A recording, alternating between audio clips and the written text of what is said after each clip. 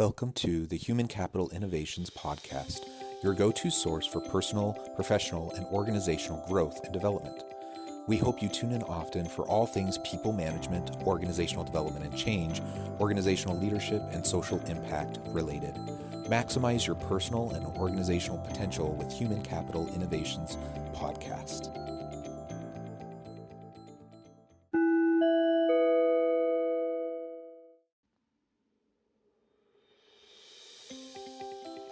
Welcome to the Human Capital Innovations Podcast.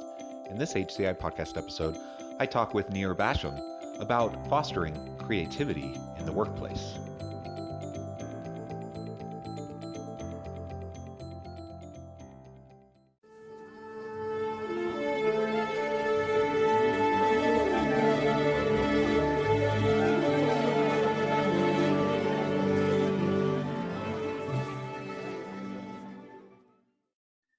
Bashan, welcome to the Human Capital Innovations Podcast. Hey, thank you, buddy. Thanks for having me. Yeah, I'm super excited to have this chat. You have a really interesting background, quite unique for my listeners. I think I really do interview a lot of different people across industries, really from all over the world. But I haven't interviewed too many that kind of fit your type of profile. So this will be really fun. And today we're going to be focusing on fostering creativity in the workplace. Now, your work isn't necessarily specific to creativity in the workplace, more creativity generally, but that'll be how we frame things today. And I think given your background that I'll share with listeners in just a moment, I think you'll have a lot of really great insights and we'll have a fun conversation. Absolutely. Yeah, I'm looking forward to it. As we get started, I just wanted to read Nir's bio for everybody.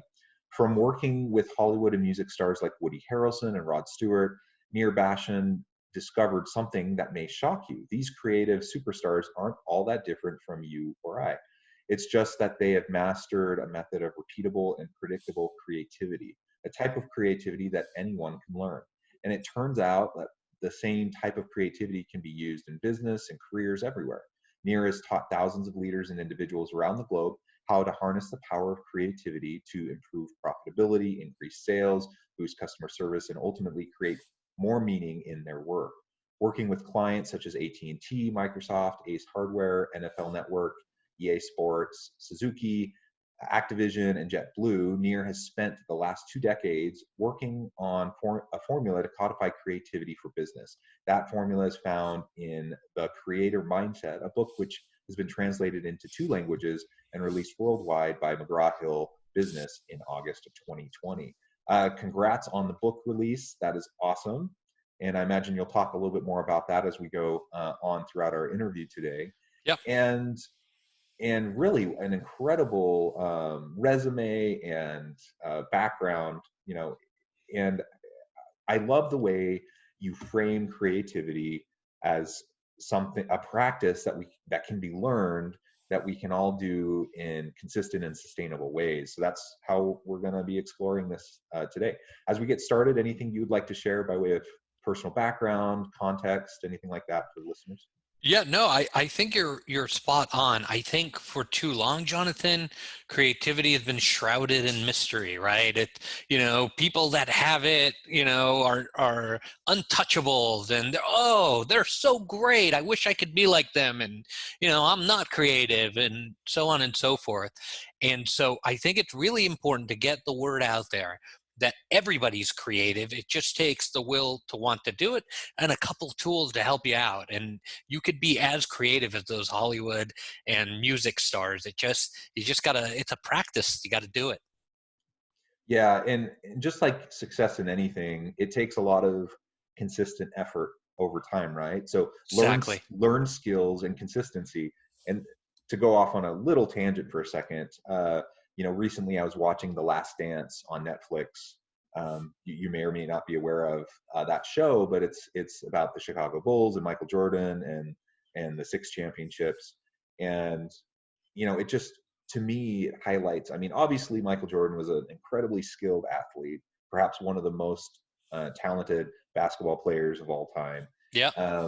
But he didn't just rely on his raw talent. he was a workhorse. You know, he worked hard each and every day, and he pushed his teammates to work hard, and he really didn't accept anything but the best from everyone around him. And that consistency over time is what led to great success. It wasn't so he wasn't a flash in the pan. He wasn't just a like, let's go in, show everyone how amazing I am. He wouldn't have lasted very long, and he wouldn't have Right. had the success he had if he hadn't been consistent. And really, what you're describing is the same kind of thing for creativity. That there is some raw talent that people have. I'm not a musician. You know, I actually sing, but I don't play instruments particularly well. You know, I dabble on the guitar is about it. So I'm never going to be amazing and creative as a musical artist. You know, I don't necessarily have those raw talents, but I can foster creativity in other ways. And we all have our unique talents that we can leverage, and we can build off of our strengths and then create from there. So, anyways, I think this will be a lot of fun. As we dive on in, um, why do you frame it as something that can be learned? Really, most people, I think, in society today think about creativity as this kind of innate talent or skill that they are born with or they're not born with. Why do you approach it differently, and how have you seen that be impactful in the workplace? Yeah, definitely. So I've run my own companies and worked for other companies for a while, throughout my career. And I've noticed that the people who do well, no matter what they do in their careers, or in management or ownership, are people that are creative. And the people that don't do well consistently are people that are not creative. And so having had the benefit of working in Hollywood and working in the music business, traditionally creative businesses, I was able to sort of cherry pick different modalities. And those modalities are really not that unique. They are modalities that anybody can use to become more creative. And it was fascinating to me that, the street rep of creativity is, you either got it or you don't. And so I wanted to challenge that.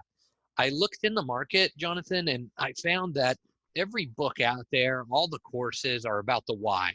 Why we should be creative, and it got me really excited because the why is important. To improve profit and to improve, workplace empathy and different types of relationship and organizational matters. And I got really excited. I was like, let's do this. And then I looked in the marketplace and I couldn't find any material out there about the how. It was all about the why. So I set out to write a book. It's called The Creator Mindset. It's got 92 tools in it, and they're honest to God tools, to unlock the secret to innovation, sustainability, and growth. And what the book does is it teaches people how to be creative. It's all about getting a pen and a paper, and sitting there and doing these exercises just like Michael Jordan. He would spend 2-3 hours shooting free throws. Did he need to do that? I don't know. He had natural talent, but it was more about grit and more about determination and more about a process. And I've seen that process from famous musicians, all the way to wonderful CEOs and amazing people on a career path that has been just leapfrogged by their ability to capture creativity. So I wanted to put out a book and put out a message to everyone that you can be creative too. Don't worry. Don't believe what you heard. You can be creative too. It just takes the will, and it just takes a few tools to learn how to do it. Yeah, awesome. And if you don't mind, I'd love to just explore maybe one or two of those tools with you. Totally. But I thought I would just add, I shared the example of Michael Jordan from the creativity side, though. I remember watching an interview with Stevie Wonder a while back, and he talked about how he writes a song every day. So Yep. he just sits down at the piano and he just writes a song, and the vast majority of those songs never go anywhere. Obviously, he's produced a lot of really great music, but most of the stuff he writes, because he literally writes a song every day, never sees the light of day anywhere.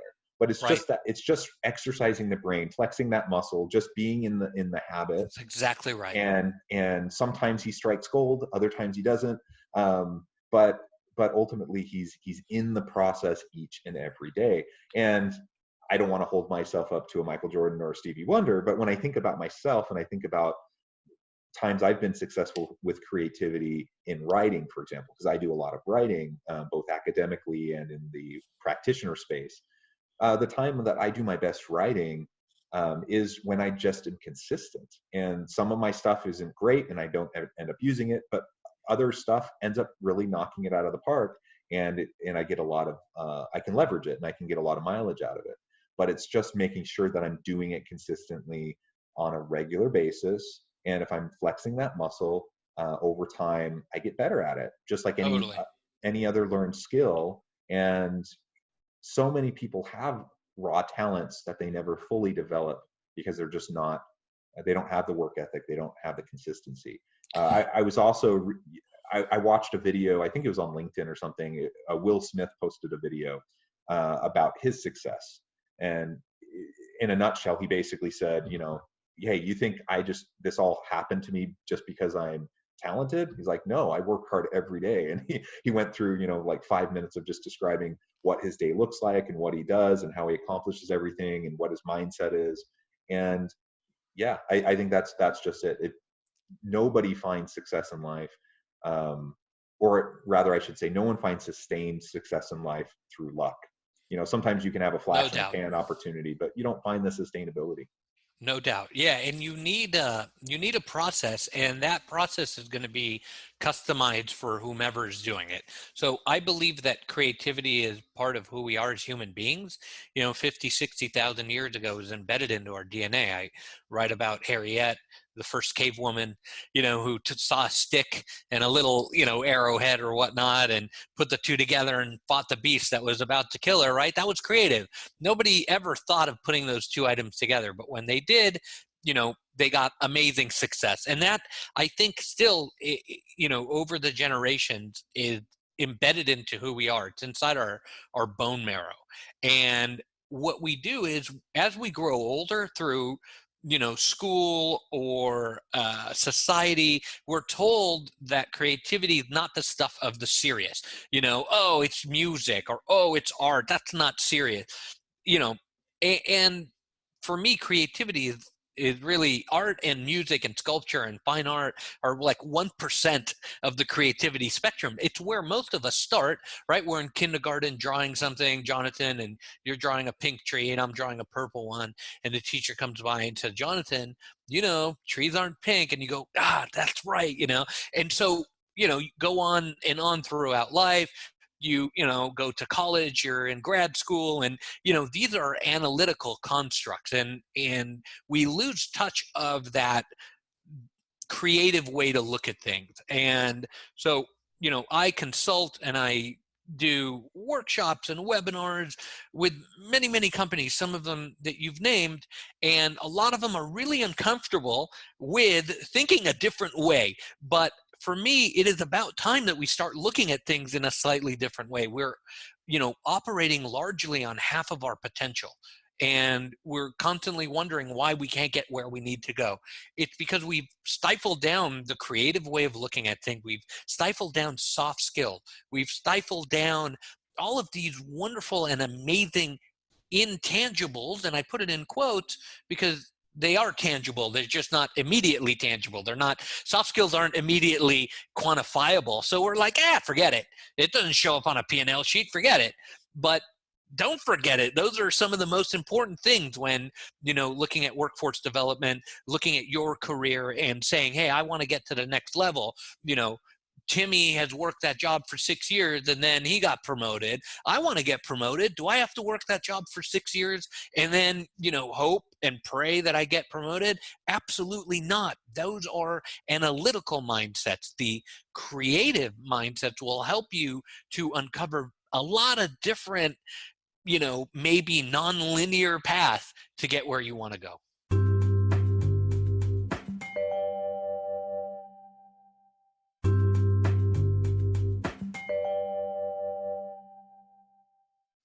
Yes, absolutely. And I'm glad you mentioned that at the end, because that's where I was going to go with my next comment.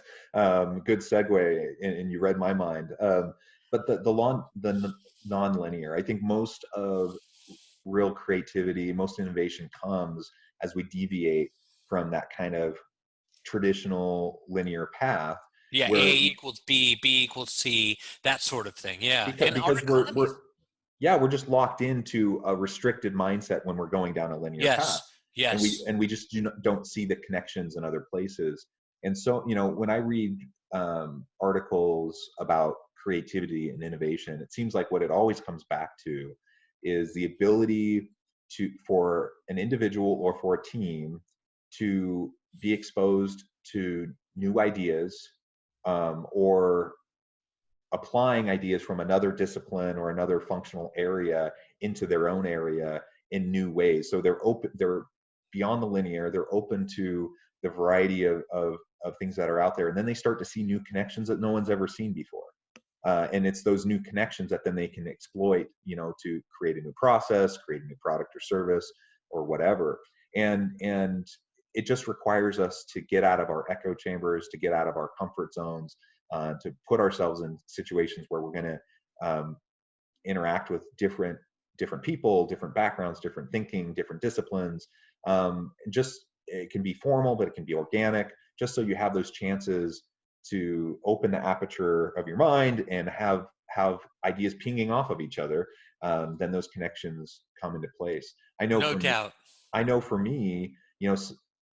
something else I guess I was going to say in relation to that is just taking the time to quiet our mind so that we can be open to those the different perspectives and the different connections that are around us. And I know for me that a lot of times my most creative and what I would say are innovative ideas, they come out. I've been in a log jam. I've been thinking down one path for a solution, for so long, and I've been hitting my head against the wall trying to figure out how am I going to do this, how am I going to solve this problem. And then I'm just out like walking my dogs at the park, and I'm just like quiet my mind. I'm just kind of enjoying the view and enjoying my dogs. And then I notice something. I notice, a bird fly by, or I notice something in the tree, or I notice, a kid playing soccer. And then it like triggers something. I'm like, wait a minute, I'm thinking about this all wrong. And all of a sudden I completely turn the problem on its head. I look at it from a different angle. And that's when I come up with a solution that is far superior to anything I had previously even considered. And it's just because I put myself in a situation to see new connections. You're absolutely right. And so if walking the dog and getting those ideas is working for you, then, drive the truck through it, as they say, right? Um, but for me, I think it's really giving people tools to be able to do that when they're not walking a dog, right? So you're on a plane, you need to send an email to a client or a customer, and you need to do it in 5 minutes. So you can't walk the dog. You need something that'll help you in that instance. And so I've set up all these little tools that you can use that will help you generate creativity. You're absolutely right. The fostering environment that we build in an organization to encourage creativity is really important, but without having the other end of it to feed ideas into it, you just have a receptive environment, but without the ideas and that creativity being generated. Yeah, I think that's right. And so maybe one or two of your tools that you have in the book, would you mind sharing? Yeah, definitely. So, a tool that I really like that your listeners can use today is celebrating little victories. We are so bad, and this really comes from me because I'm terrible at it, of celebrating little milestones on the way to the big victory. I've had companies for a long time. I've been an employee before too. And, I've always said, oh, to get promoted, I'm going to do this job for 1 year. My 3 year was going to get promoted. My 5 year was going to be, okay, I'll make a director or whatever. And so, you know, I didn't celebrate those little victories along the way that happened on that path. And what ended up happening was I didn't ever feel like I was succeeding. I didn't ever feel like I was doing well. So creativity comes from looking at the little things that are going right. And that's what I highly encourage your listeners to do. There was ice cream salesman many years ago, wanted to sell a bunch of ice cream machines, and that's an analytical construct, volume. We're going to sell a bunch. So we got lists and called and, did all this work to try to sell more machines. It worked for a while, but then like every analytical construct, it then soon failed. And he was wondering, why can't I sell more machines? And then he got a call from a restaurant, who was going through 2, 3 machines a month. And he said, why are you going through two or three machines a month? They're like, well, we're making, a lot of milkshakes and with our burgers. And he was like, So he went to the restaurant, stood in line. The line was out the door, it was around the block. And he ended up having the best cheeseburger he's ever had in his life, Jonathan. And that guy was Ray Kroc, and the restaurant was McDonald's. Had he have just stuck to that main goal, my 3-year is such and such, my 5-year is this.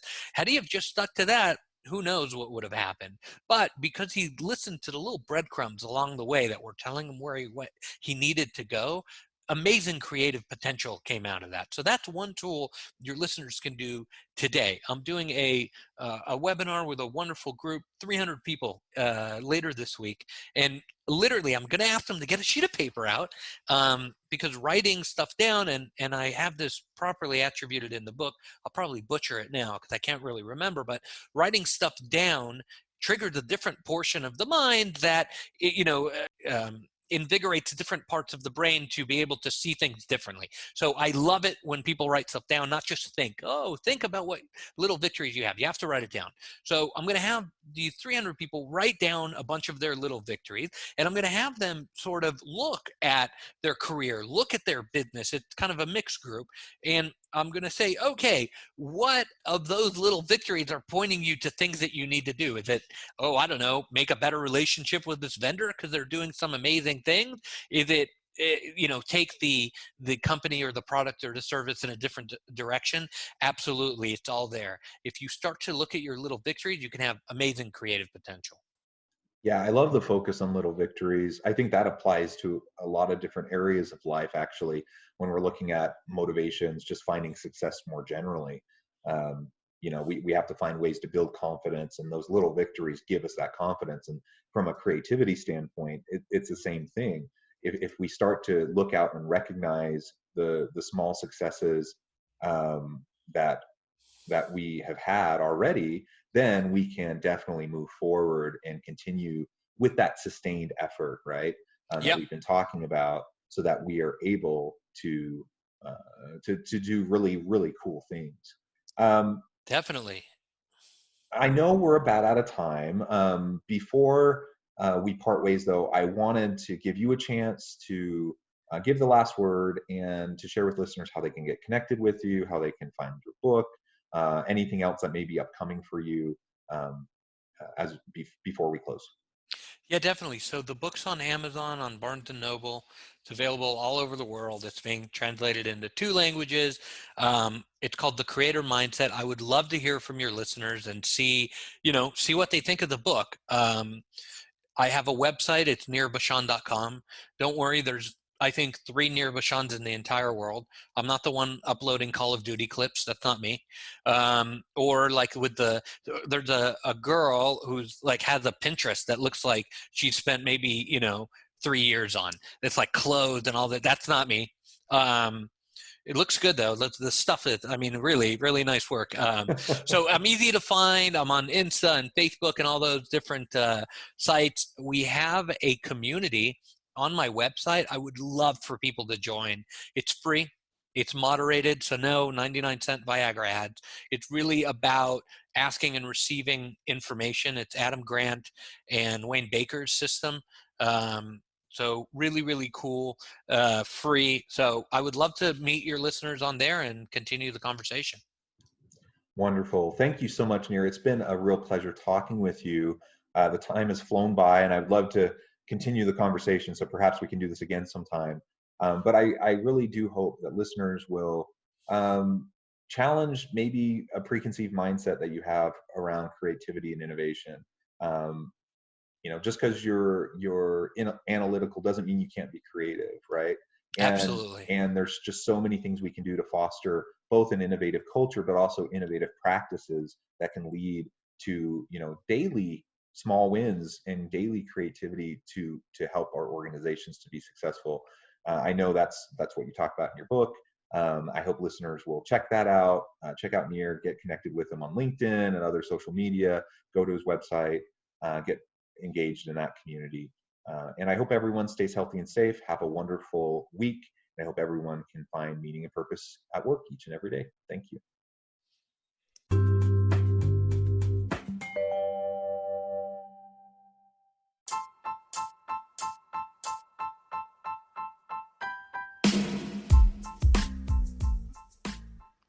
We are excited about the launch of HCI's new magazine, Human Capital Leadership. Human Capital Leadership is a free, interactive e-magazine designed to help individuals, leaders, and organizations find innovative approaches to maximize their human capital potential. We will be publishing issues quarterly in August, November, February, and May. Check out the first issue and let us know what you think.